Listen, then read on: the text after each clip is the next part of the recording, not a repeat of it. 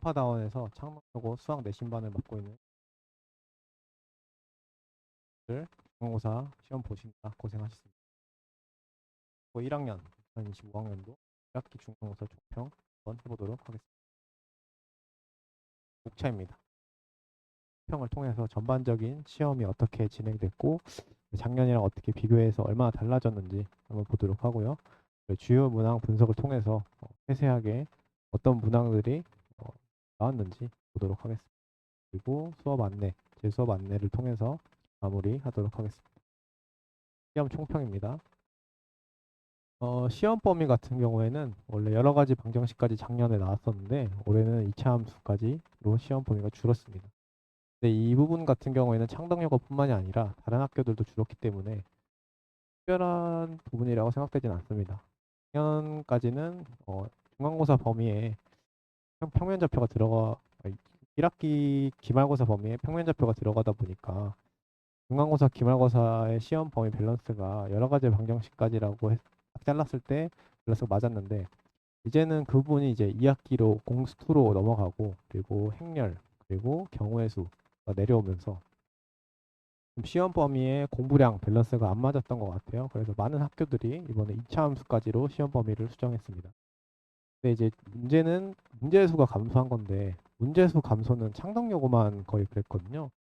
영파여고 같은 경우에는 시험 범위가 줄었는데 19문제에서 20문제가 오히려 늘었고 오금고 같은 경우에도 22문제를 그대로 유지했고 작년이랑 똑같이 잠실여고 같은 경우에도 25문제 그대로 유지했었는데 창덕여고만 유일하게 시험 문제가 줄었습니다.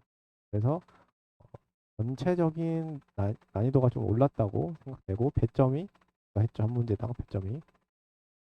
두 번째 킬러 문제가 출제되기 시작했습니다.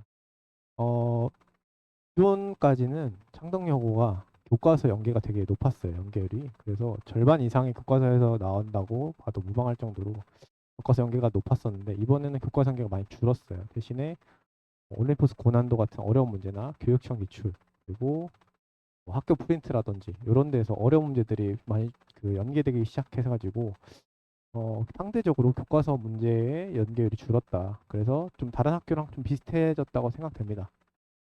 그렇게 생각하시면 될 것 같고요. 서술형 비율 감소.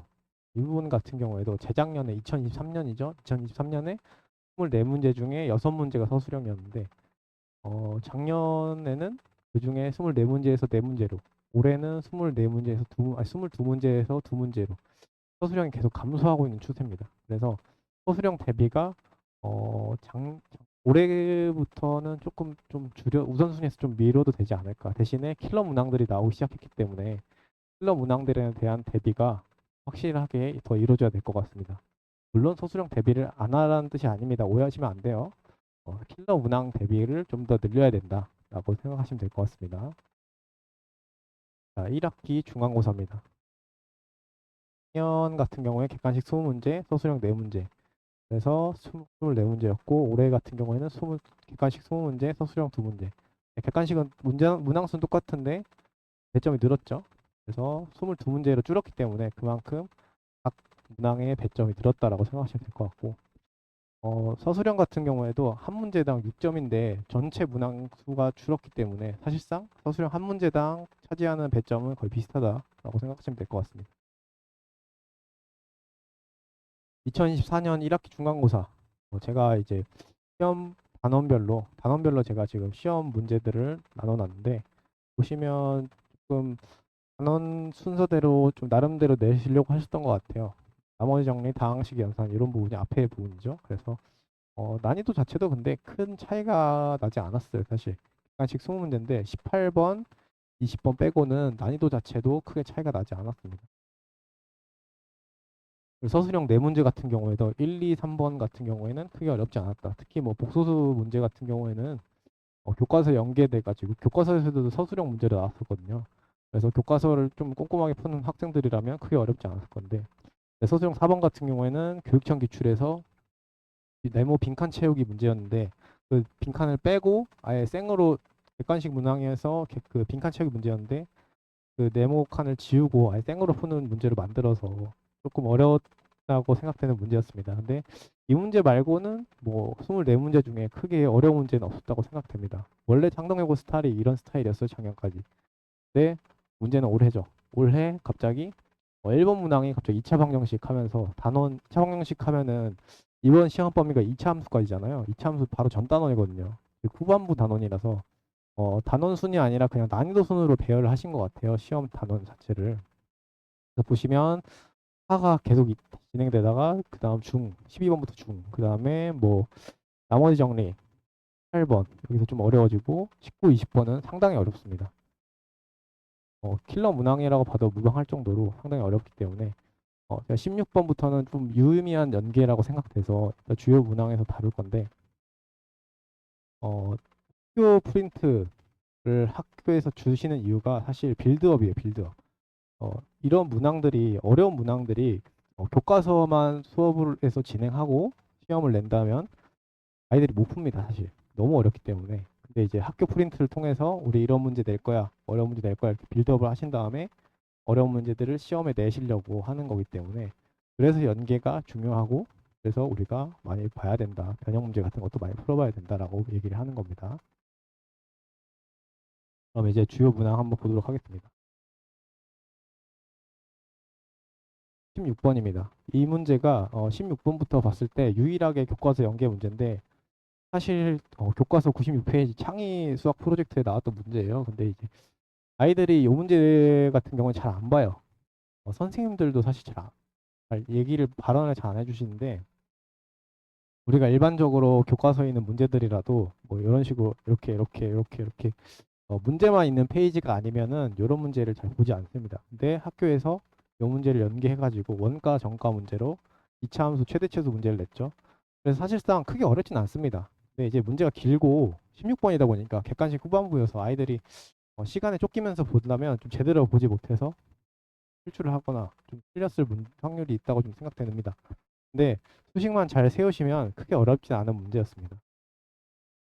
그래서 이 문제 같은 경우에는 뭐 교과서 연계긴 한데 그렇게 막 엄청 어렵다라고 보긴 좀 어렵다고 저는 생각합니다. 그 다음 17번 문제. 이 문제 같은 경우는 올림포스 고난도 문제인데 보시면 그림이 똑같죠? 그리고 문제에서 주어진 조건이 원본에서도 BC를 길이를 줬고 문제 중간고사 문제에서도 BC 길이를 줬거든요. 그래서 여기 삼각형의 밑에 부분 길이를 줘서 결국에 이 직사각형의 뭐 둘레라든지 뭐 넓이라든지 원래 문제에서는 넓이를 줬고 그 시험 문제에서는 조금 더 어렵게 돼서 A, B로 미지수를 주고 그 다음에 2차 함수로 최대 최소를 구하는 그런 문제였죠. 그래서 이 중학교 도형을 좀 잘 아시는 학생이라면 크게 어렵진 않았다고 생각됩니다. 다음 18번. 18번 같은 경우에는 학교 프린트 연계 문제인데 보시면 학교 프린트 나머지 정리 4번 문제였어요. 4번 문제였는데 어, 확실히 학교 프린트 문제는 굉장히 쉬운 문제였습니다. 근데 보시면 잘 보세요. 여기 px가 있고 px 더하기 2가 있죠. 근데 문제에서 p3을 줬어요. 그리고 p5를 구하래요. px에 x-5를 나눴을 때 나머지를 구하라는 거는 사실상 p5를 구하라는 거랑 같은 말인데 x에다 3을 넣으면 여기가 2 차이 나기 때문에 p5 값이 바로 나와요. 그래서 쉽게 풀리는 문제입니다. 근데 문제는 뭐냐면 여기 4번 이 문항에서 첫 번째 줄에 최고차항 개수가 1인 3차당식 px라는 조건을 줬어요. 근데 이 조건을 쓰지 않고 문제가 풀리거든요. 그래서 제가 이 학교 프린트 분석하면서 이 문제 좀 학교에서 시험 문제를 만약에 px를 정석적인 풀이를 통해서 px를 구한 다음에 시험 문제를 풀게 한다면 아이들이 답을 맞추게 한다면 좀 어렵지 않을까라고 생각해서 제가 실제로 직보 테스트 때도 서술형 1번으로 이 문제를 냈었습니다. 그래서 아이들한테 설명을 좀 자세히 해줬고 이 문제도 결국에 PX를 여기처럼 쉽게 풀리는 게 아니라 PX를 구해야지만 풀릴 수 있게끔 서술형으로 풀이를 깔끔하게 써서 풀도록 제가 유도를 했었는데 이번에 객관식으로 나와가지고 제가 가르쳤던 아이들은 거의 다 맞춘 것 같아요. 그래서 굉장히 기분 좋았던 문제라고 생각됩니다. 나머지 정리 문제, 뭐 인수정리, 수치대입법을 이용해서 푸는 문제였는데 문제를 이렇게 깊게 이해하지 않고 푼다면 조금 헤맬 수도 있는 문제였다고 생각됩니다. 쉽진 않았어요. 그 다음 19번. 19번이 제가 봤을 때 창덕여고 시험 문제 중에 제일 어려웠는데 이 문제가 올해 고2 3월 모의고사 얼마 전이죠. 한 달 전에 있었던 고2 3월 모의고사에서 19번으로 나왔던 공교롭게도 번호도 똑같습니다. 19번에 나왔던 문제인데 이번 고2 3모가 되게 어려웠어요. 어려웠는데 그 중에서도 이제 나머지 정리 중에 제일 어려운 문제 19번 21번 2차 함수 문제로 더 어려웠는데 그 문제는 안 나왔더라고요. 다행히. 그 문제는 뭐 살벌하게 어려워가지고 그 아이들이 고1이 풀기엔 아직 좀 어렵지 않았나 라고 생각했는데 다행히 안 내셨고 근데 이제 이 문제 같은 경우에는 지금 보시면 px, p1x, 원본에서는 p1x, p2x라고 표현되어 있는데 지금 ax, bx로 바꿔 놓으셨고 가족권도 보시면 fx 더하기 gx 똑같고 뭐 ax, bx, p1x, p2x 요 정도 그리고 여기 또 인수분해 되는 식을 약간 변형하시긴 했는데 결국에 원론적으로 얘기하면 원리는 똑같다라고 생각하시면 될 것 같고 여기도 fx 빼기 gx 그러니까 교육청 연계 문제들은 보면 크게 막 바꾸기가 어려워요. 워낙에 완성된 문제이기 때문에 그 상태에서 숫자만 조금 바꾸시는 정도 그리고 마지막에 요구하는 걸 조금 바꾸시긴 했는데 G2 결국에 GX 구하는 문제거든요. 그래서 GX를 구하면 이제 마무리할 수 있는 문제인데 이 문제가 제일 어려웠다고 생각합니다. 그래서 요 정도 수준까지도 우리가 시험 대비를 하실 때 기말고사 이제 보잖아요. 기말고사 때 이 정도까지도 생각하시고 공부를 하셔야 될 것 같다고 생각됩니다. 다음 20번 문제. 이게 객관식 마지막 문항인데 아이들이 이제 시험장에서 현장에서 문제를 풀 때 시험에 쫓기면서 이제 객관식 마지막 문항을 마주칠 거 아니에요. 그러면 이 문제가 보면은 가, 나, 다 조건에다가 밑에 심지어 한 줄이 더 있어요. 그래서 조건이 사실상 4개짜리 문제인데 한 줄 한 줄만 보면 크게 어렵지 않습니다. 근데 이 문항을 풀 때 한 줄 한 줄을 정확히 풀어 나가는 어, 그 침착함이 필요하거든요. 근데 이제 시간이 쫓기다 보면 그게 쉽지 않아요. 그래서 아이들이 좀 많이 어렵다고 아예 손 놔버리는 학생들도 많았던 것 같아요. 그래서 좀 어렵다고 느꼈는데 이 문제가 바로 올림포스 고난도에서 63페이지에 있는 59번 문제입니다. 올림포스 고난도를 잠깐 말씀드리면 어,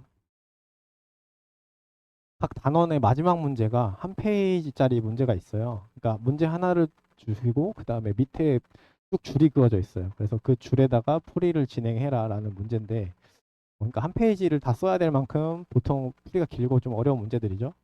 그 문제를 지금 변형해 놓으셨더라고요.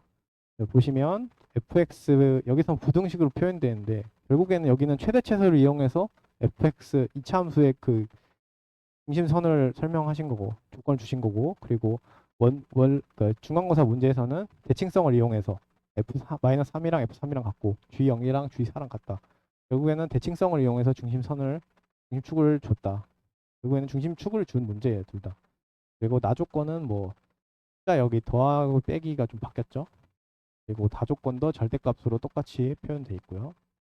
그래서 마지막에 제한된 x값 안에서 최대 최소를 구하는 그리고 fx 더하기 gx를 구할 수 있냐라는 문제인데 차근차근 풀면은 크게 어렵지 않다. 대신에 시험장에서 이 문제를 풀 정도의 침착함을 유지할 수 있어야 된다라고 생각하시면 될 것 같습니다. 그다음에 21번 서술형 1번이죠. 지금 보시면 올림포스 이것도 올림포스 책에 있던 문제인데 올림포스 유형에 있던 문제인데 지금 보시면 문제 첫 두 줄은 거의 비슷해요. 앞뒤 표현만 좀 달라진 거지 거의 비슷한 표현이고 똑같다고 보셔도 될 것 같고 그리고 가족권은 지금 a 더하기 b의 제곱 마이너스 a 마이너스 b의 제곱은 60이라고 돼 있잖아요. 근데 이제 이걸 전개해 보면 결국에 a 곱하기 b의 값을 준 거거든요.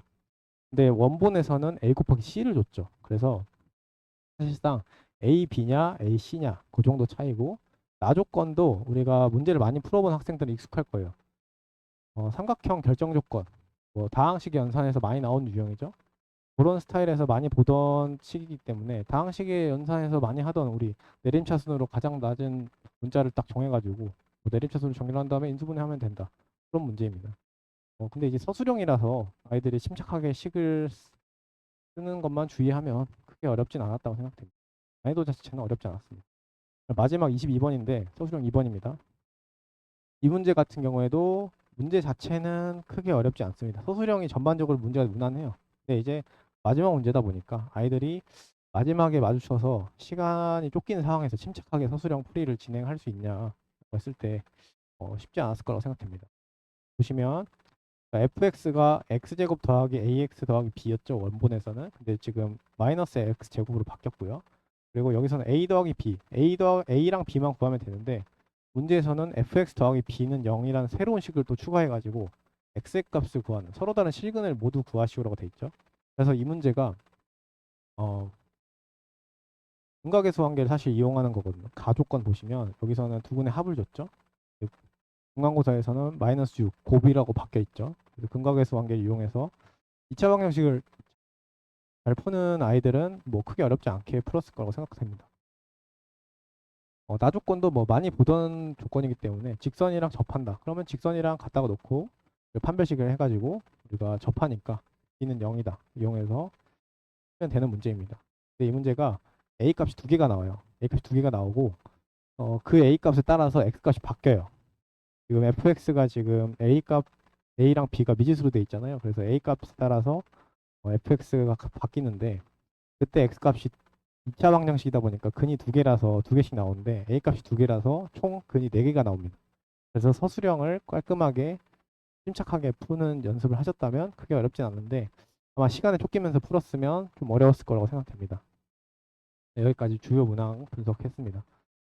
좀 어려운 문항들 위주로, 후반부 문제들 위주로 봤는데, 사실 후반부 문제들을 잘 풀기 위해서는 앞에 쉬운 문제들을 정확하고 빠르게 풀어서 시간을 세이브하는 연습을 좀 하셔야 돼요. 그런 부분은 제가 또 잘 챙기기 때문에 뒤에 수업 안내하면서 제가 다시 설명드리도록 하겠습니다. 수업 안내입니다. 제가 중간고사 전에도 중간고사 수업 설명하면서도 양보단 질을 중요시한다 이 부분을 넣었었는데, 아마 그때는 잘 와닿지 않으셨을 거예요. 이게 고등학교 내신은 차원이 다릅니다. 중학교랑.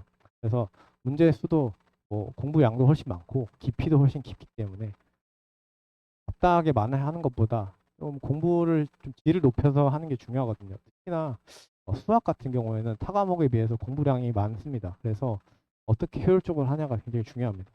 그래서 이번 제가 시험을 대비하면서 보면서 지켜보면서 좀 피드백을 좀 해가지고 올림포스 고난도 같은 경우 그 변형 문제 같은 것도 많이 좀 포함시키고, 그리고 어, 프린트도 많이 변형해서 수업을 진행하기 때문에 그런 부분 창덕여고에 완전 맞춤이죠. 그래서 난이도 같은 것도 창덕여고 수준에 맞춰서 좀 끌어올려가지고 이제는 킬러 문항이 나오기 때문에 그런 부분을 제가 신경 써서 수업을 진행할 계획입니다. 수업 일정 같은 경우에는 뭐 뒤에 제가 다시 설명드릴 겁니다. 그 사고력을 키워주는 수업. 킬러 문항이 가장 어려운 이유가 이게 암기로 절대 풀 수 없는 문제예요. 응용을 많이 해야 되는 문제인데 이게 억지로 옆에서 키워준다고 키워줄 수 있는 게 아니에요. 혼자서 아이들이 문제를 푸는 시간이 필요합니다.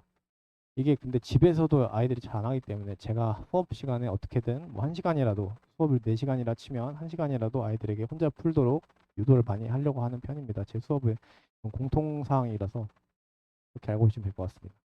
세 번째, 개념을 근거로 하는 수업이라고 적혀 있는데 아이들이 유형을 암기를 달달하면 조금만 바뀌어도 응용이 안 돼서 아이들이 못 풉니다. 그래서 저는 교과서에 있는 표현들을 최대한 사용해가지고 아이들이 문제가 좀 변형되더라도 우리한테 익숙한 방식으로 풀 수 있게끔 아이들을 지도하기 때문에 그런 부분에 있어서 좀 도움이 많이 되지 않을까. 필러 문항 같은 거 풀 때 도움이 되지 않을까라고 생각합니다. 정규반 수업 같은 경우에 5월 5일 어린이날입니다. 어린이날 개강을 하는데 사회죠. 좀 적어요, 사실. 왜냐하면 창덕여고 시험이 굉장히 빠른 편이에요. 다른 학교 같은 경우에는 6월 30일 월요일 날 개강이 그 시험이 시작되는데 창덕여고 같은 경우에는 6월 26일에 혼자 시험이 시작되더라고요. 그래서 좀 빨라가지고 좀 수업이 좀 적습니다. 다른 학교에 비해서.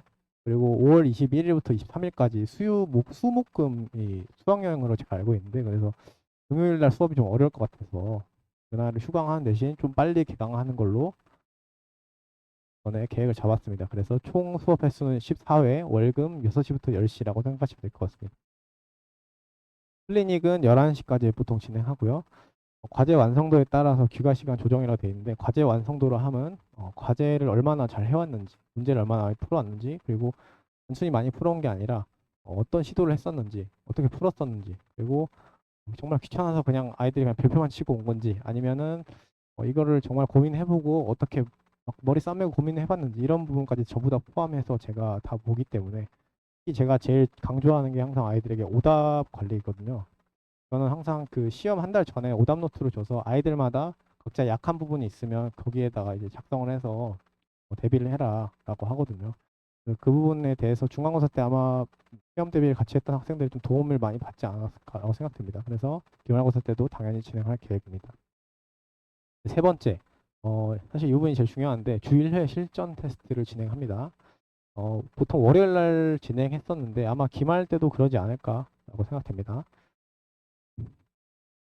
아까 보셨다시피 이 24문제에서 22문제로 줄었기 때문에 소수령도 똑같이 2문제로 줄었죠. 그래서 이 부분을 제가 반영해가지고 객관식 20문제 그리고 서술형 2문제 해가지고 22문제 45분. 이게 아이들이 시간 압박이 상당해요, 현장에서는. 그래서 50분으로 하면은 현장에서 그 압박감을 견디지 못하기 때문에 그 체감을 잘 못하기 때문에 학원에서 시험 볼 때는 제가 45분으로 보통 진행을 합니다. 5회말까지 해서 45분입니다. 그리고 옆에 보시면 아시겠지만 지금 화면에 잘 담길지 모르겠는데 이게 지금 제가 총 8개 시험지를 만들었어요. 창덕여고 반만을 위해서 매주 하나씩 만든 겁니다. 보시면 지금 수정 날짜 보시면 거의 일주일에 하나씩이죠. 네, 일주일에 하나씩 제가 만든다고 생각하시면 될 것 같습니다. 직접 다 핸드메이드입니다. 그래서 기말고사 때도 주 한 회씩 1회씩 제가 만들 생각입니다. 수업 계획입니다. 5월 달은 7회 수련회 때문에 수학여행 때문에 하루 빠져가지고 7회 전반적인 틀을 잡는 기간이죠. 여러 가지 방정식 그다음 절대 2차 등식 그다음에 경우의 수 그다음 행렬 이렇게 네 단원 크게 보면 네 단원인데 좀 더 세부적으로 특히 뭐 경우의 수 같은 경우에는 아이들이 겁을 되게 많이 먹고 있어요. 그래서 좀 세세하게 다룰 생각이고 그리고 이제 교육청 기출을 전에는 창덕여고에서 그렇게 깊게까지 잘 보지 않았는데 이제는 킬러 문항들이 거기서 나오기 시작했기 때문에 최근 기출까지 좀 봐서 잘 대비를 해야겠다라고 생각을 들어가지고 교육청 기출도 좀 5월 달에 좀 전반적으로 좀 볼 계획입니다. 그리고 6월 전반부에는 창덕여고랑 타학교 기출을 통해서 총 4회 정도 좀 실전에 가까운 어려운 문항들을 포함해가지고 다룰 생각이고 6월 후반부에는 학교 프린트가 이제 슬슬 마무리될 시기이기 때문에 학교 프린트까지 변형 문제들을 포함해가지고 실전 테스트 진행하고 뭐 부족한 부분들 있으면은 아이들 오답 노트 보면서 그 부분에 대한 뭐 보완을 위한 뭐 추가 문제라든지 약점에 대비하는 문제라든지 이런 부분을 통해서 아이들을 완성해주는 빈틈을 메우는 기간이라고 생각하시면 될 것 같습니다. 네, 이것으로 제 총평을 마무리하도록 하겠습니다. 감사합니다.